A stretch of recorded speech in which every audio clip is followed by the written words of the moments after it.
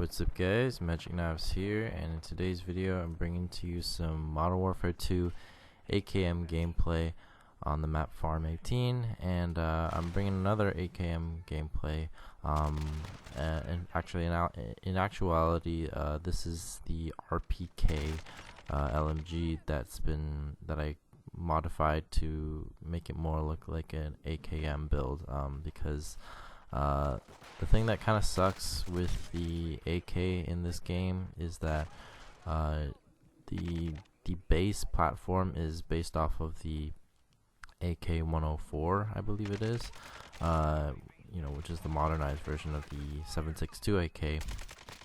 So you can't get the you don't get the wood version look off the bat. It's the modernized look. So I had to change out the handguard, and I had to change out the butt stock, so it's now the foldable stock. But then it didn't leave room for a magazine that would hold more than 30 rounds. So the great thing about this game though is that you can, since a lot of platforms or guns are in the same family or platform, the RPK being one of them for the AK, so you're able to take AK parts, transfer it onto the RPK, and then have some more customizable options. So this is like an AK with a drum magazine essentially, but it has the it'll have the looks of an AK, and it functions very similar to how the AK is in game with the RPK, so it's very similar. So it just gives me a nice option. If I want to go modernize, I go with the standard AK look, or the modernized AK look, and then if I want to go old school and I want to have a bigger magazine, which who doesn't like having a drum magazine, this is what I go with. And honestly, the AK in this game is really good, so I've been getting some pretty good gameplays with the AK. And there you go, I already got my chopper gunner. But in this commentary, I kind of wanted to talk about some updates that's been going on lately. If you haven't followed my channel much, you might not know that I've been trying to apply or enroll into armed security, or as an armed guard, which basically, those guys that transport all the cash to banks, stores, and all that kind of stuff. And it just stems from me doing some time in the Canadian Armed Forces for a year and a half as a reservist.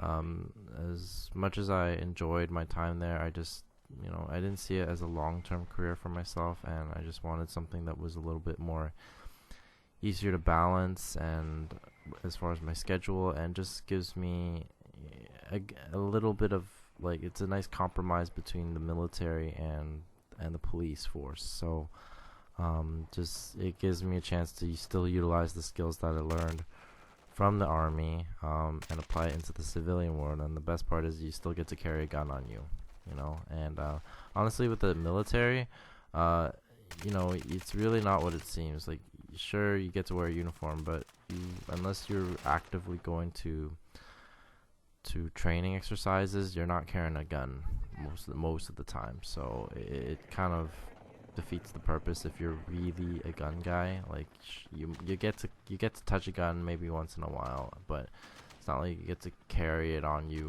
or do that kind of stuff. So yeah, it's most of the time you're just spending time in the classroom, or just doing lectures and things. So I don't know, like, it could be a great career for some people, for those who don't have who don't care that much when it comes to these things. And you can just, it's a good long-term career potentially if you don't got any other commitments. But yeah, but anyways, in this case, I've been applying to different armed security companies, and the biggest one that I applied for was Brinks. And Brinks is probably one of the biggest, if not the biggest, armed security company in the world. And yeah, I finally, after months and years of applying, I finally got a job offer, or I got an inquiry firstly for an interview,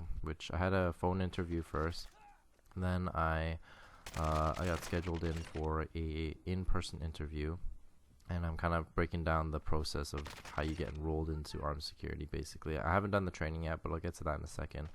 But yeah, after your phone interview, you schedule a in-person interview, and usually they apparently will do these things separately, but it was just because they were in a rush to try to hire people. They did all three things at once. So they did the in-person interview, you did a driving test with the armored truck, which I mean is the gigantic trucks that obviously hold all the cash and merchandise. So it's very tank-like. So if you haven't driven big trucks before, get ready, because it does take a bit of getting used to. But I like to think of myself as a pretty decent driver, so I was able to handle it okay. And yeah, and then after you do that, so it's just like your basic road test, but with a gigantic armored truck now. So it's yeah, you just gotta take it nice and easy. Don't rush, and just take your time.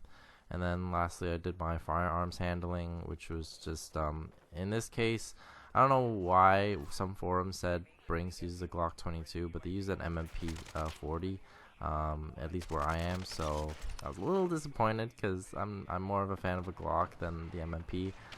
But yeah, the other company that I applied for uses the Glock 22. So I mean, who knows? Maybe down the road, if I need to make a switch, I'll switch to the other company that I applied for, so I can use a Glock 22.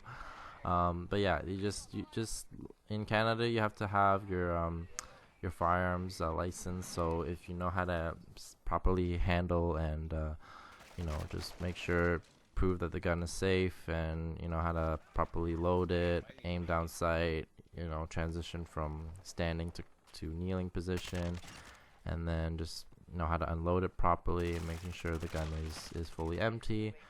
And yeah, that's pretty much it. And then after that, you just have to get your medical forms filled out, signed off by your family doctor or just any walk-in clinic, and then just also send off your credentials, submit your credentials, your driver's license, firearms license.